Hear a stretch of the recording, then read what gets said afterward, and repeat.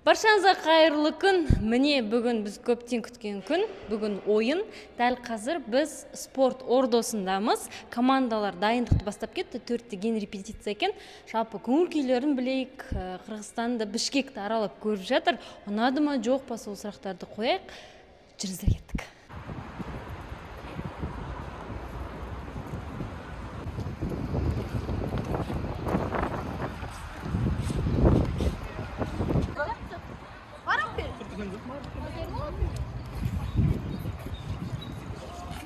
Kapan? Halo, los. Ja, sedikit.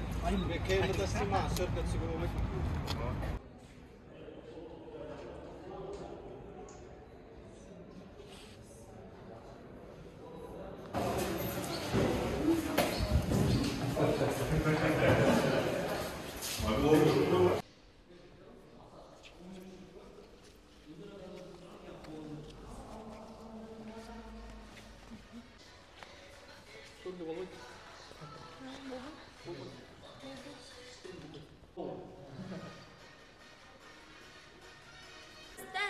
Barımızın orşunday dostlarımız var.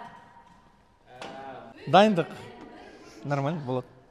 Ондай қатты емес. Қай тілде ойнайын деп жатырсыздар? Қазақша кәдімгідей, бірақ анау көрермендер болбой деп жаңағы аға дегенде қалай еді? Байке деп, тәте дегенде эже деп сөйтіп сондай жерлерді ғана өзгертеміз. Кәдімгі күнделікті қолданатын кейбір сөздерді ғана өзгертеміз де, қалғандары кәдімгі ойнай береміз. Жекпе-жек 4-4. Қалай ойлайсыз? Қандай есеп болуы мүмкін? 3-1 біз жеңеміз. Бір команда ұтылып қалатын, ол біз деп атам. Ана іші айырады деп атам. Неге өздеріңізге сенімсіз болып Жоқ, тұрсыздар? енді сенімсіз емес. Ойдағыдай ойнап шығамыз енді. Қалай қабылдайды, бірінші рет келіп тұрғаннан кейін қиындау да, сол шамалы уайым бар сәл-пәл. Бірінші рет шетелге шығып, Қырғызстанға шығып ойнап жатырмыз. Енді есіне қайтып жатыр ғой енді. Өзбекстан болсын, басқа да елдерге мүмкін тілдеріңізді сындырсаңыздар, шамал келтірсеңіздер, шақырамыз деп, жекпе-жек ойындарға апарамыз деп, сол үшін рахмет айтқым келеді. Және де енді Жайдарман қазір баяғыдағыдай емес қой. Өзі бір жеке бір дара үлкен бір GCI болып өзгеріп, қаншама жағдайлар жасалып отыр командаларға бәріне. Сол үшін осы біздің келіп жатқан осы командалар атынан деп айтсақ та болады, өзіміздің атымыздан осы алғыс білдіреміз. Рахмет. Қазақстан намысын қорғап келіп отырсыздар. Жүк сезіледі ме? Әлде басқа жас командаларға сеніп демалып жүрсіз бе? Жоқ. No. Десең, барып тұрып, анау аяқтан келіп тұрып, бір DVD-ден жеңіліп қалып атсақ тағы да. Кім екенін білмейміз, бірақ DVD деп қоямыз айтам. Айта кететін жайт, 2 күн келдік, әлі бірде бір Қырғызстанның командасын көрген жоқпыз. Қатты дайындалып жатқан сияқты, иә? Бір келді. Яғни Қырғызстан. Міне ше. Олар стол тасып жүр. Сізге келечек командасы. Келечек командасы. Қош келіпсіңдер. DVD деген команда толып келдіңдер. Көңіл күйлеріңіз қалай? Жақсы бұйырса. Қарсыластарыңыз? Жуалы. Қандай дайындықпен келдіңіздер бүгінгі ойынға? Жуалының стилін алдыңыздар ма? Жуалының стилін біз атамын ашкен. Хачко же эме жөнді, рекетір жөнді. Жуалының стилін бір сыра көрдік. Анан аға қаршы өзіміздің стиліміз бар. Bir команда үшін стилін барын алмаштырып егенделе болбойды. Шон үшін өзіміздің стилде Қырғызстанда болып отқан, Қазақстанда болып отқан актуалкалар жөнді бүгін әзірлейміз. Bir команда үшін стилді өзгерткен болбайды, и так деле ұтауыста деп қойдым. Жақсы, рахмет бүгінгі ойынға, барлықтарыңызға сәттілік. Сіздерді білеміз. Білесіздер ма? Білеміз. Болды. Қазақстанға.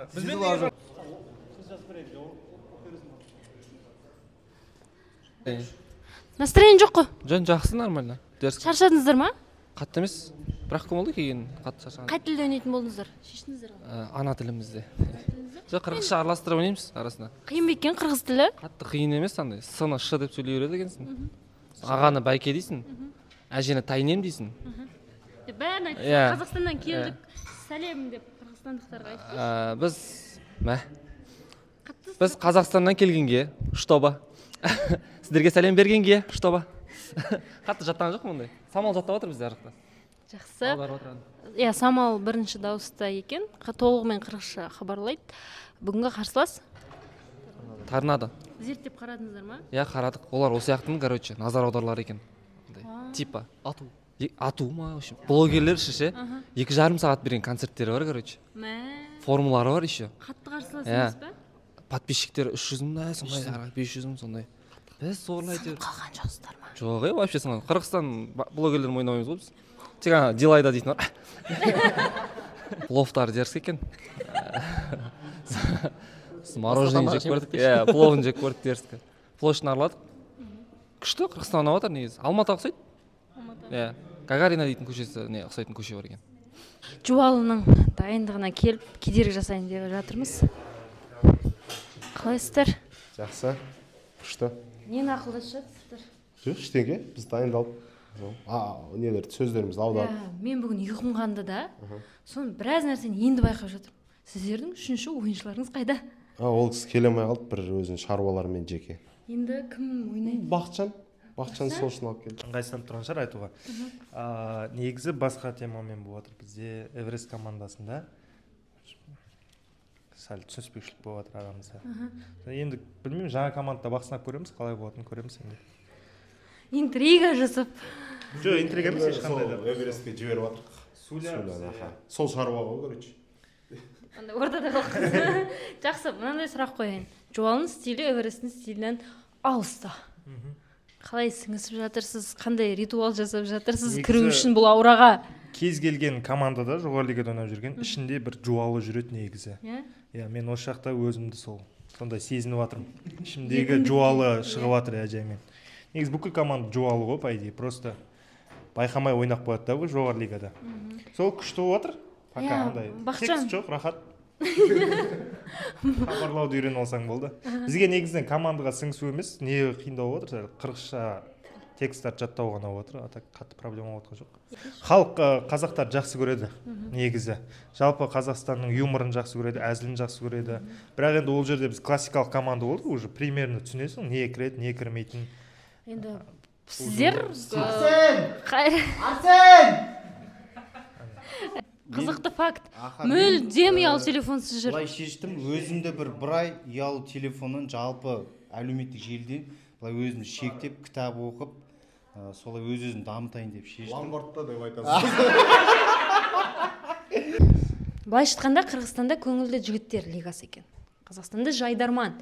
Енді бүгін сіздер Қазақстандағы жайдарманның намысын қорғап келіп отырсыздар. Ауыр жүгіретінде сезілмей ма? Бізде енді мен жаңа айттым ғой, бұрын ойнағам Ошта. Біз сол кезде жүлделі 2-ші орын алғанбыз, бір командаға ұтылып қалғанбыз. Сол үшін бір артта іште қалып кетті да, ұту керек деген нәрсе. Бүгін соның қарымтасын қайтаруға мүмкіндік берген жайдарманға алғыс білдірем. Және де шетел ғой енді Қырғызстан бәрібір де мына жақта дейтін мүлде ерекше тағамдар жеп жатырық, мүлде Қазақстанда жеп көрмеген нәрселер, көрмеген площадьтарды көрдік мысалға. Пловтың түр-түрін жеп жатырық. Сондай осындай екі ел арасында бір күшті ынтымақтастықты келтіріп жүрген жайдарманға және көңіл жігіттерге үлкен алғыс, әсіресе Иснаға алғыс. Осындай бұрын енді айтатын едік, Қазақстанның әр қаласында достарымыз бар деп, енді шетелде де достарымыз бар деп ұялмай айта аламыз. Мысалы Торнадо командасында жайдарман мүмкіндіктер мекені деген сөздің тағы да бір дәлелі. Бұл жолғы жайдарман достық мекені өз шекарасын кеңейтуде. Рахмет жігіттер. Ешқашанда еш нәрсе кеш емес. Біз енді Қырғызстанға келіп бір нәрсе байқағанымыз, бұл жақта барлығы көңілді екен. Кешелі бері қыздар сіздердің тілдеріңізді сындырып, қырғызша сөйлеп, жаттап жүргендеріңізді естіп жатырмын. Сол туралы айтып кетіңіздер. Бүкіл сіздер енді текстовый командасыздар. Бүкіл әзілдеріңіздің бәрін қырғызша аударыңыздар ма? Сол туралы. Иә, біздің әзілдер енді жаңа өзіңде айтқандай текстпен жұмыс жасаймыз. Бұл жақта көбінесе игровой ойындар өтеді екен да. Тексті қатты түсіне алмайды екен. Біздің қазақшамызды одан да қиын болды. Біз түні бойы осыны редактор кісілермен бірге аударып, әртүрлі бізде қиналатын Бақытнұр мен Райхан. Осы екеуіне қиындық қатты түсіп жатыр. Бұлар қырғызша кәдімгідей жаттап жатыр. Қаны бір Райхан қырғызша сөйлеп жүрсін. Тодон элек бакырды. Апам үйгө чакырды. кирип бар чам эшиктен, кууп чыкты тешиктен. Бәрекелді, қандай әдемі. Иә, біздің қырғыз тілінің өзі сіздің аузыңыздан әдемі шықты. Башнар сөйтіп успокойтет қошқан. Иә? Маған негодин жігіттер жазбағыла. Бірақ сөз жазбағыла. Иә, сіздер ойыннан көретін боласыздар. Бақнарды қиналмай қойық. Бішкекті көрдіңіздер, кеше қыдырып жатырсыздар, тағамдардың дәмін көріп жатырсыздар, сол туралы айтып кетсеңдер болады.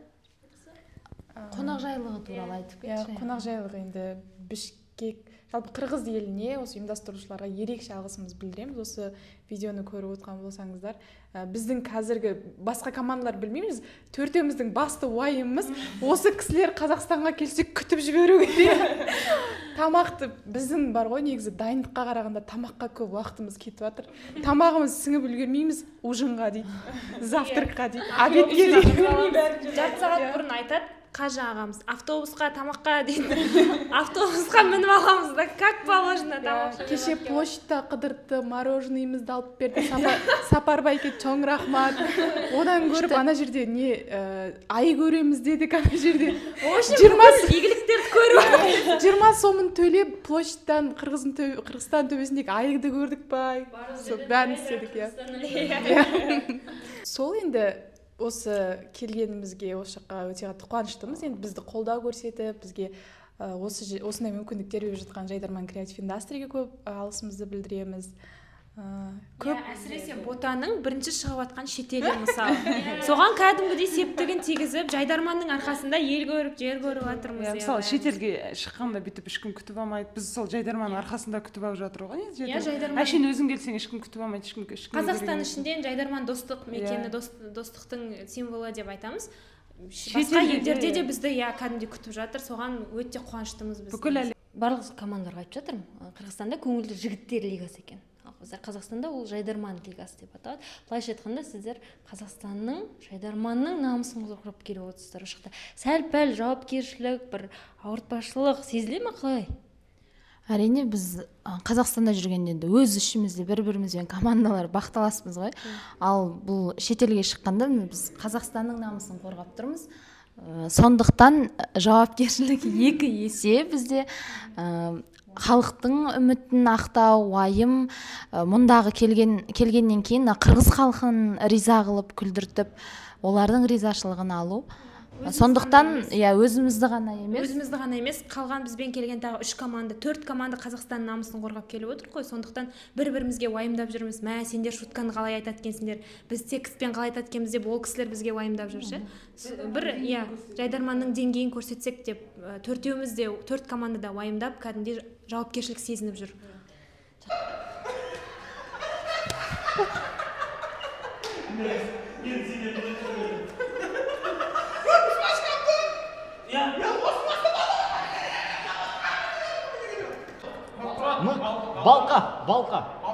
Балқа. Кетпа? Шекарадан асқаннан бастап бізді күтіп алып жатқан ағаларымыз, Байке, Сапар Байкеміз. Қалай сізге біздің жігіттер, командалар дайындықтарын көріп жатсыз, көмектесіп жатыр екенсіз аудармалармен? Қалай сол туралы не айтасыз?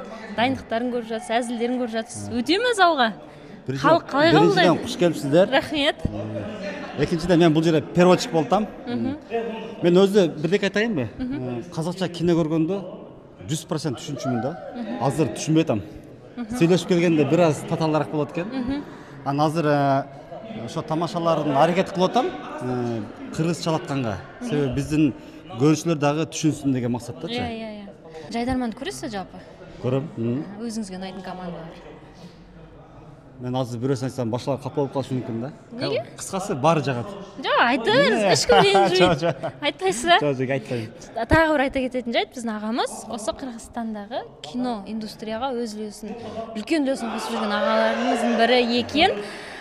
Қазақ киноларын көресіз бе деген сұрақ қойшы. Қазақ киноларын бардығын көрем. Ескі кинодан баштап, азыркы жаңа шығып бара жатқан сериалдардан бері бүт бардығын көрем, қалтырбай көрем. Маға көбінше работа неменікі жағады, Ақан Сатаевтың. Ақан Сатаевтың барды киносы жағады. Азырқанан жаштардан шығып өткен, мысалы, Нұртас Адамбай, ошоның кинолары жағады. Үшінші?